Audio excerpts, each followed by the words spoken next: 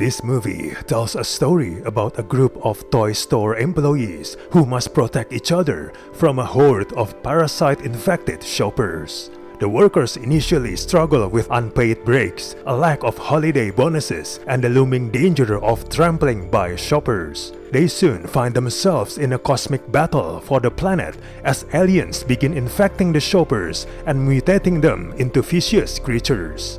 First of all, if there was ever a day of the year that deserved the horror movie treatment, Black Friday is the one. So this movie, which turns the metaphorical zombies into literal ones in a goofball extraterrestrial horror comedy, all sounds great on paper. Especially with a cast like Devon Sawa, Bruce Campbell, and Michael J. White.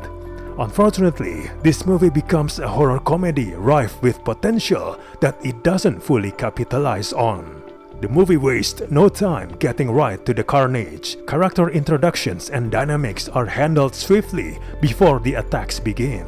It's in these early moments that the film is at its best, with characters feeling lived in and the humor feeling fresh. It turns stale rather quickly, however, with the film repeating the same types of jokes over and over. Although the characters are nicely drawn with potentially interesting dynamics, they are underwritten and most of the actors lack the experience to put the necessary flesh on their bones. As a result, the more dialogue-heavy scenes tend to sag and the comedy often feels flat. The movie's presentation of its screenplay is surface value and illogically silly as a narrative. The movie suffers from pacing issues as well that favor choppy momentum as well as non-existent character development. Bruce Campbell's character is a glaring example of the stunted storytelling on display, as he bounces between attributes that never feel earned or adequately exposed.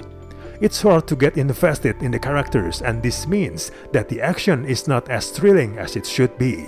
There just is not enough at stake. There are some highly entertaining moments, but they are too few and far between. The lack of wit becomes more and more apparent as the film trucks along.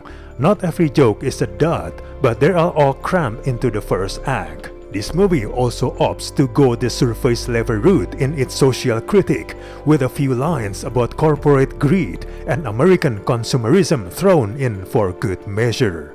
It's just disappointing that the film refuses to dig any deeper than that. Another problem is that the theme about Black Friday itself is too quickly abandoned. Early scenes which remind us how horrible shoppers can be to retail stuff, especially on Black Friday, have a lot more relevance, which unfortunately not being kept through. Similarly disappointing is the misuse of the toy store as a setting. There's plenty of opportunities for creativity when it comes to horror movie set pieces, but this movie seems content to treat it as any other drab warehouse.